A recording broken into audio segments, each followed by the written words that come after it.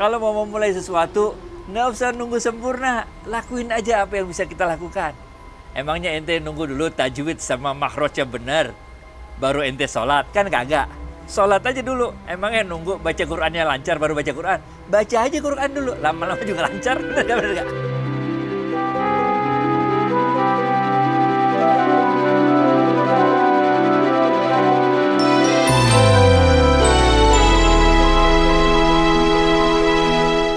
Assalamualaikum para sahabat, kita masih bersama Ustadz Adi Warman Karim untuk menyampaikan tausiah di channel Smart Skill School. Dan kami masih terus mengajak para sahabat yang masih ragu untuk memulai suatu usaha yang baru setelah harus meninggalkan pekerjaan yang telah bertahun-tahun dijalani, tentunya merasa gamang. Pandemi ini telah merubah banyak peta bisnis namun juga menciptakan kesempatan-kesempatan baru. So, do your best and let Allah do the rest. Masih ingat? Tausiah itu udah lama, tautannya ada di atas buat yang belum nonton. Dan di video di belakang nanti ada tambahan lagi, yaitu bonus dari Ustadz mengenai ikhtiar dan kesabaran mencari rezeki. Nah, yuk kita sapa Ustadz dulu yuk. Ustadz, Assalamualaikum, sehat ya? Waalaikumsalam warahmatullahi wabarakatuh. Sehat, berkah, bahagia. Insyaallah, amin. Ustadz, mohon pencerahan nih Ustadz. Ada kalimat yang mengatakan kalau Anda tidak bisa melakukan kebaikan 100%, maka jangan tinggalkan kebaikan itu 100%. Apa itu artinya, Ustaz? Itu sebenarnya kaidah fikih yang bunyinya mala yutraku kulluhu la yutraku kulluh. Yang artinya apabila engkau tidak dapat melakukan kebaikan 100%, maka jangan engkau tinggalkan kebaikan itu 100%. Ini adalah kaidah fikih yang digunakan, yang mengajarkan kepada kita jangan nunggu dulu sempurna baru kita mau melakukan suatu kebaikan. Tapi lakukan saja dulu dari awal. Ingat gak yang kita bilang alhamdulillah ala kulli hal, bener gak? Bahagia aja dulu dari awal, bener gak? Entar lama-lama akhirnya kita bisa melakukan juga.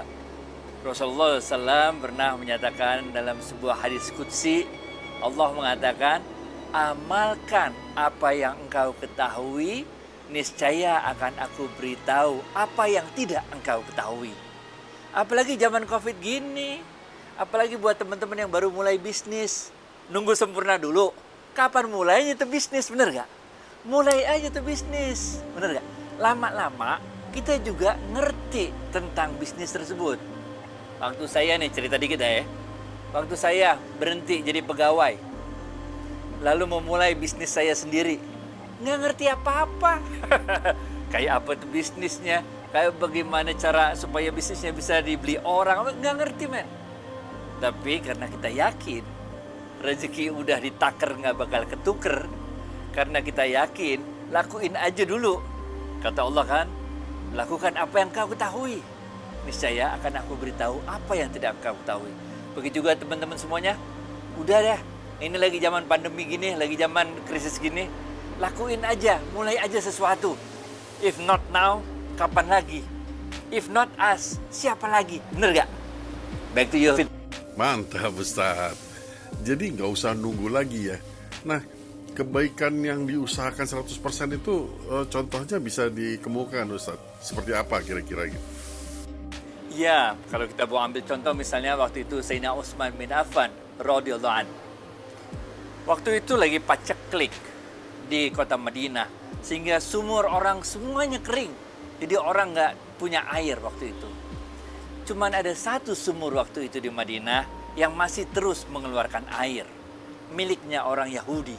Dan orang Yahudi ini tahu persis bahwa dialah satu-satunya pemilik sumur yang masih ada airnya.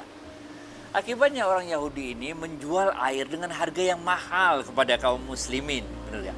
Sehingga orang-orang Islam itu kesusahan mau dapat air, harganya mahal nggak kebeli. Kayak kita lagi COVID sekarang, benar nggak? Lalu apa yang dilakukan oleh Sayyidina Utsman bin Affan radhiyallahu anhu? Beliau datangi Yahudi tersebut, kemudian dia bilang, aku ingin membeli sumurmu. Okay. Orang Yahudi itu bilang, nggak bakal aku jual. Aku beli dengan harga yang mahal, kata Sayyidina Utsman. Nggak bakal sanggup beli, kata orang Yahudi. Disebut harganya berapa? Akhirnya orang Yahudi itu mengatakan 20.000 dirham.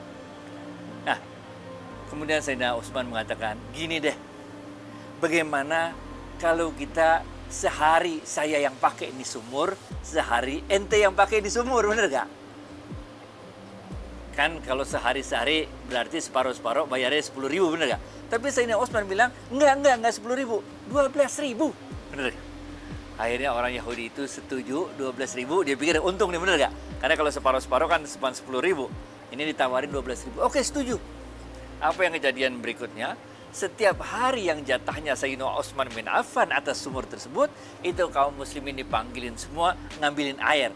Sehingga besoknya pas gilirannya milik orang Yahudi, nggak ada orang yang datang beli air dari sumur itu lagi.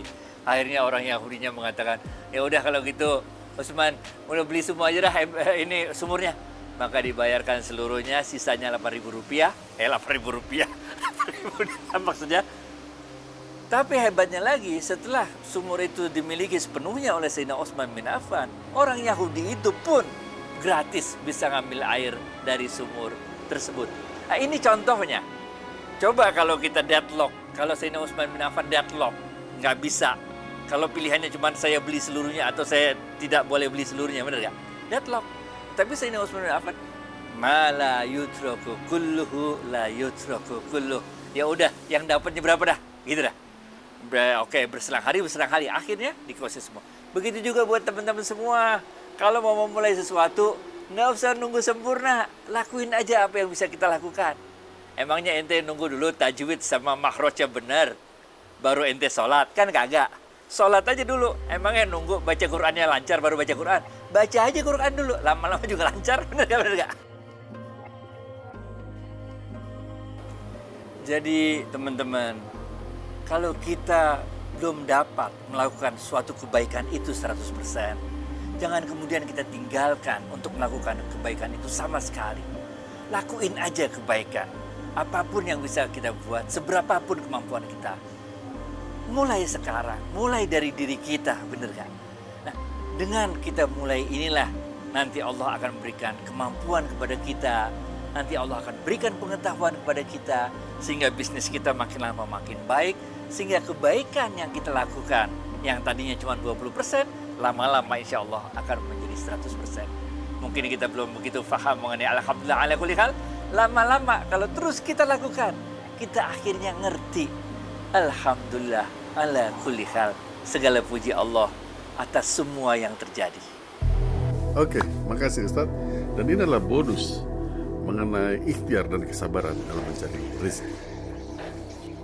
Dalam kajian yang sebelumnya, kita telah membahas bagaimana kita memberikan rasa nyaman dalam melakukan transaksi bisnis dengan orang lain, sehingga orang merasa nyaman berbisnis dengan kita, sebagaimana yang dicontohkan oleh Urwah al-Bariki.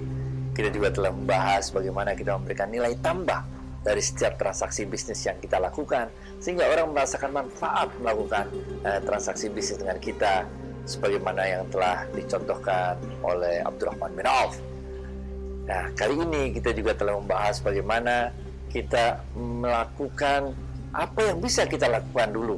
Jangan tunggu sempurna untuk melakukan suatu kebaikan, untuk melakukan bisnis. Lakuin aja dulu, sebagaimana yang dicontohkan oleh Sayyidina Utsman bin Affan radhiyallahu anhu.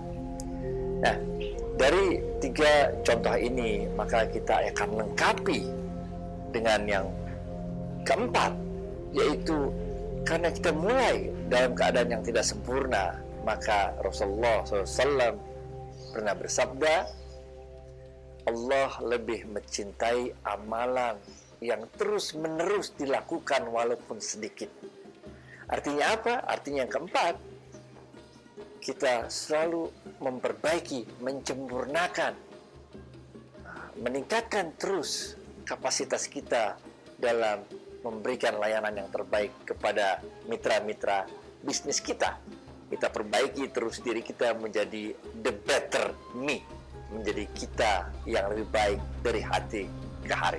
Sungguh rezeki Allah itu maha luas. Luas banget dah pokoknya. Namanya rezeki Allah itu nggak terbatas. Kita aja harus keluar sono menyongsong rezeki tersebut. Eh, sebagai gambaran lah biar gampang dimengerti, benar gak? Ibaratnya kayak kita datang ke pesta kawinan, di mana makanan itu dihidangkan, begitu banyaknya makanan dihidangkan, kita mau ngambil berapa kali juga, pokoknya makanan segala macam dihidangkan. Nah kalau kita cuma diem doang, duduk, ya nggak dapat rezeki, benar gak? Tapi kalau kita ikutan mengambil makanan-makanan yang dihidangkan itu, kita dapat rezeki. Rezeki Allah ini nggak terbatas. Bahkan rezeki ini berasal dari namanya Allah Ar-Razzaq. Karena Ar-Razzaq itu adalah namanya Allah, maka dia tidak terbatas. Rezeki Allah itu nggak ada batasnya. Kalau ibaratnya mesti ngantri ngambil makanan di pesta kawinan, ya ngantri lah, bener gak? Nah sabar ini juga berasal dari namanya Allah As-Sabur. Oleh karena itu sabar pun tidak terbatas. Jalanin aja hidup, kayak apa kayak jalanin aja dah. Bagaimana cobaan yang kita harus lalui, kita laluilah. Karena sabar berasal dari nama Allah. Juga As-Sabur, karena dia berasal dari nama Allah, maka sabar pun tidak terbatas. Bahwa kita udah antri dengan mau ngambil makanan yang kita suka, misalnya sate padang atau martabak, kita udah antri panjang. Pas giliran kita, sate padangnya habis, martabaknya habis, nah udah, kita bersyukur aja dengan apa yang udah ada di piring kita. Nah, syukur ini juga berasal dari namanya Allah Asy-Syakur. Oleh karena itu syukur pun tidak terbatas. Inilah sebetulnya yang kita maksud Alhamdulillah ala kulli hal. Jangan lihat apa yang belum kita ambil ke piring kita. Nggak ada sate padang, nggak ada martabak, ambil yang lain. Itu makanan banyak di mana-mana. Nggak dapat sesuatu yang kita inginkan, cari yang lain. Rezeki Allah itu amat luas, tidak terbatas. Karena ini dunia bumi yang dibentangkan Allah kepada kita pun juga sangat luasnya. Oke, baik. Terima kasih Ustadz. Terima kasih. Sampai jumpa lagi insya Allah. Ma'assalam karim. Waalaikumsalam warahmatullahi wabarakatuh. Thank you.